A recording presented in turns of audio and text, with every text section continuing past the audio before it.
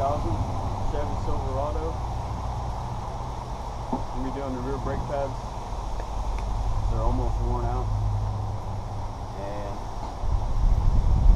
we'll pull it over there, jack it up, pull the wheels off, and show you what they look like. And let me know what you think of the shirt. I just had it made so I could wear it in the video. Or I had 3 of them made.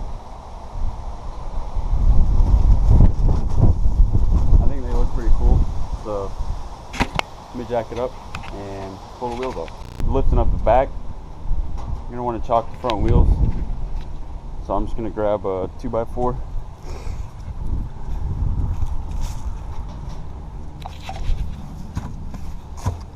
Do that.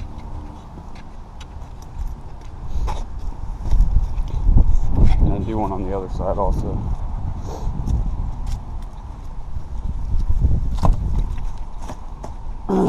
Alright, now we can jack it up. I'm just going to jack it up by the diff. And then put the jack stands on the axle.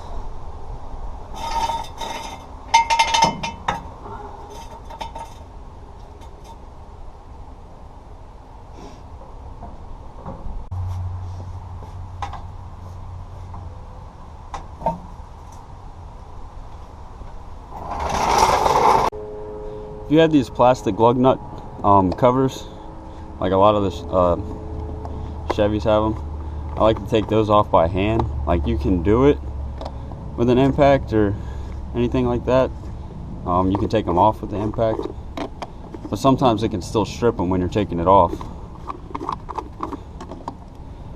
And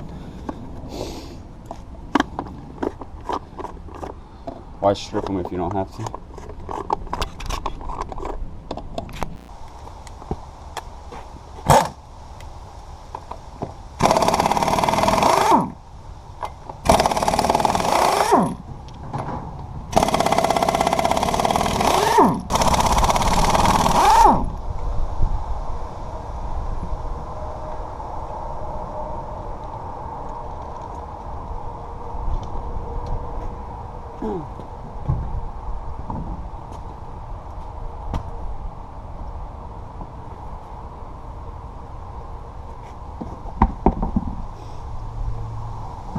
Alright.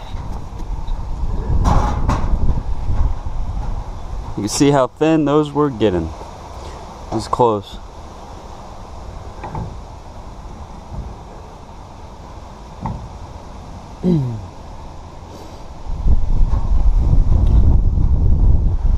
Rotors could be turned or replaced, but they'll be fine.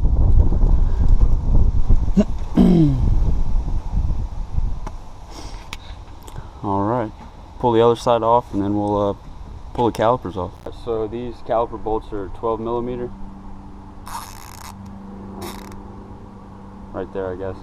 I'm just going to bust them loose with the ratchet.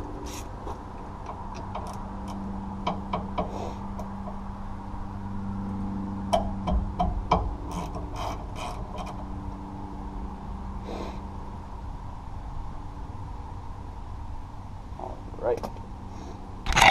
And it looks like it's spinning the like the caliper pin, so I'm gonna have to get a wrench and grab it right there. So we'll go grab one of those. Alright, that's a little weird. It's actually 5/8. So we're just gonna hold the caliper pin bolt. That way we can pull the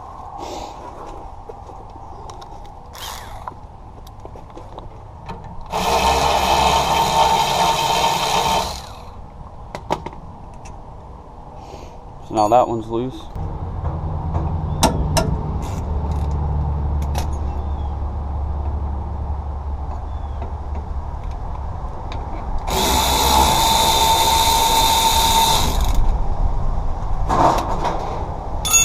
Try to keep all your bolts together.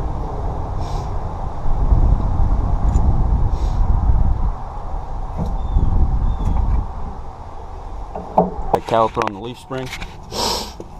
And if these were the, like if you didn't have a drum parking brake, then you would have to rent that tool or use that tool that screws the piston back in. It's on a lot of foreign cars. But this has got dirty old drum brakes. But here's the pads.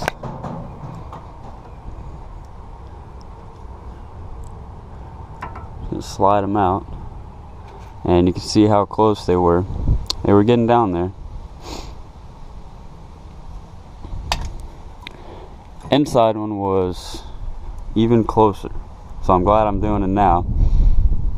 I haven't had the truck for too long, and the fronts were brand new, but I looked at the backs and they were pretty low, so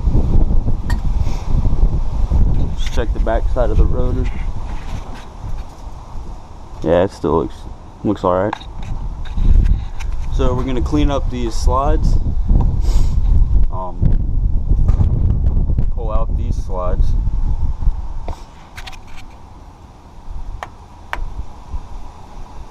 And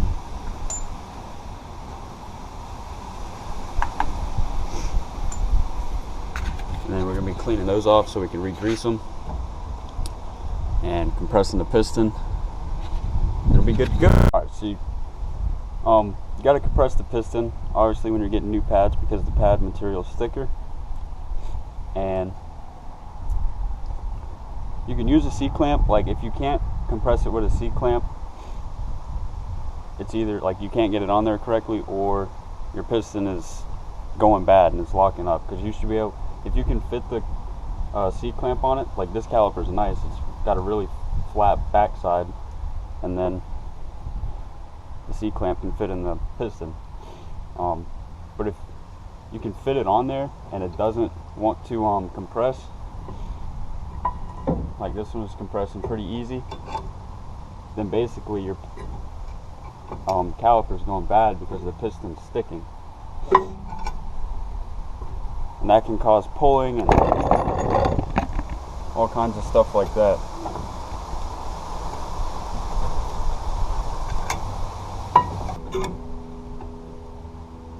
Yeah, right there, that one bottomed out. So we're just gonna unscrew.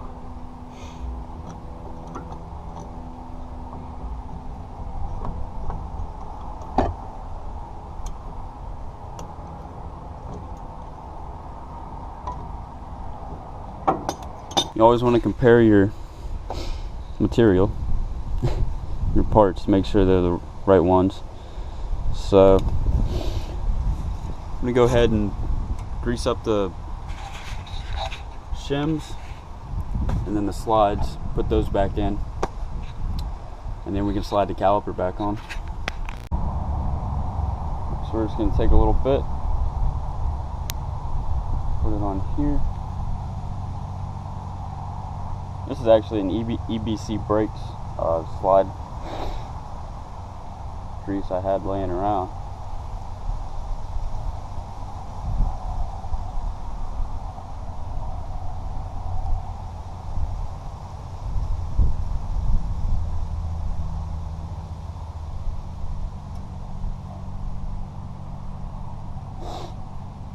Right. This is going to go on like this.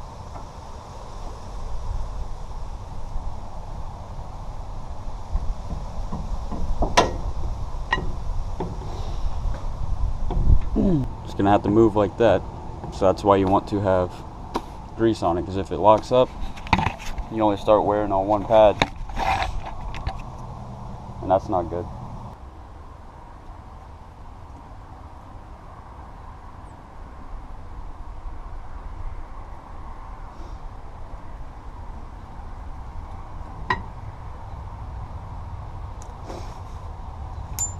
Now you can take your slide pens.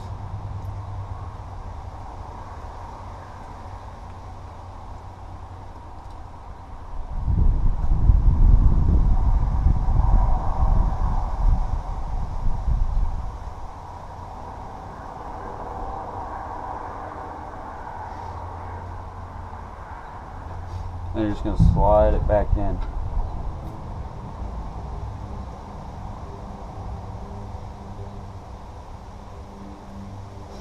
And making sure that it connects back onto the boot.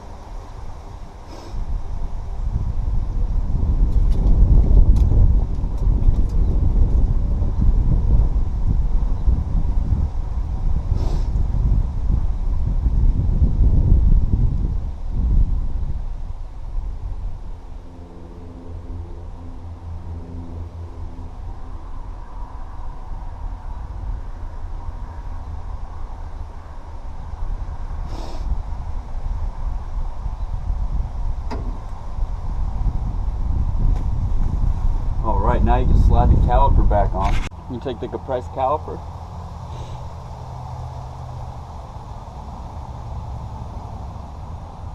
and then just slide it back on.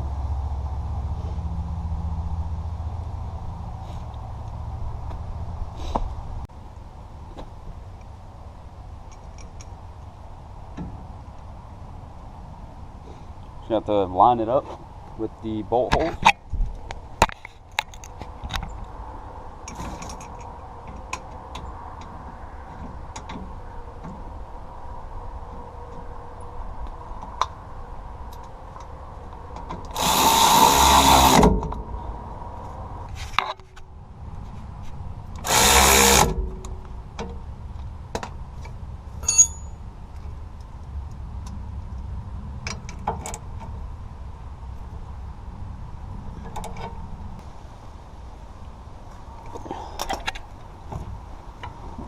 How nice that moves. And after you put the other side back together, you're going to have to pump up the brakes before these pistons can extend, since you compress them all the way, and then allow it to touch the pad. Otherwise, like if you did all four, you won't have brakes the first time you pump the pedal. So I'm going to go and repeat this process on the other side.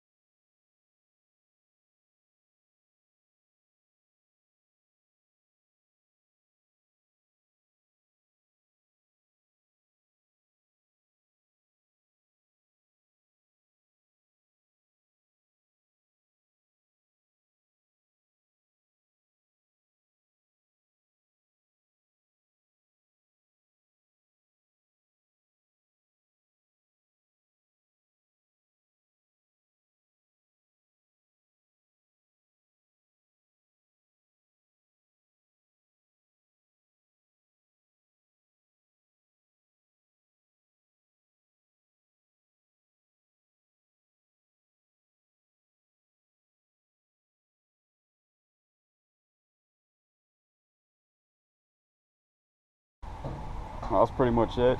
I'm just gonna squirt some paint on the calipers to match the front. See right there. And then throw the wheels back on, torque them down, pump the brakes up, and it's good to go. I'm going on a test drive. Alright, got a quick spray of the blue caliper paint. All I did was like hang a rag or two over there, and then a little bit of overspray I got on it. I just wiped it off with some paint thinner. That I'm not worried about. I was just a little bit worried about the what was actually on the friction disc. So now we're good there. We can throw the wheels on and torque it down.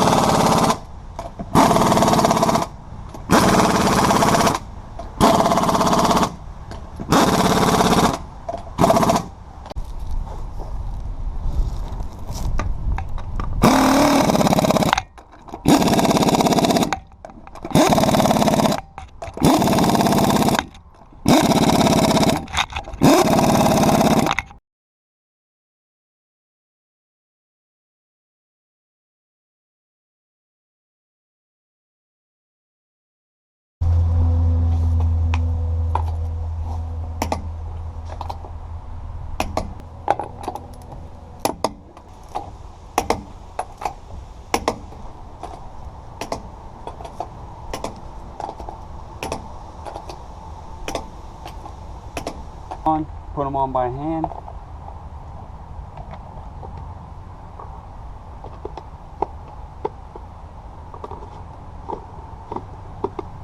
And they kind of got like little notches, like when they get tight enough, you can feel it, and it'll lock into a little section.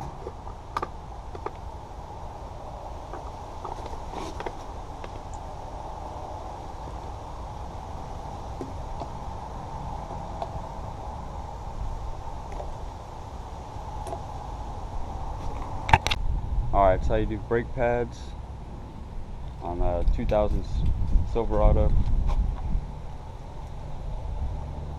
If you learned anything or liked it, subscribe, like, comment what you want to see next. I'm going to be painting the hood and fender on this pretty soon, so maybe stay tuned for that. And eventually doing the roof, but I got to fix this. It's like this tail, or the brake light was like leaking around the seal, and it rusted out this corner right here. So I'm gonna be fixing that and painting the roof also, probably in a separate video from the hood and fender. But yeah, that'll be coming up pretty soon. So thanks for watching.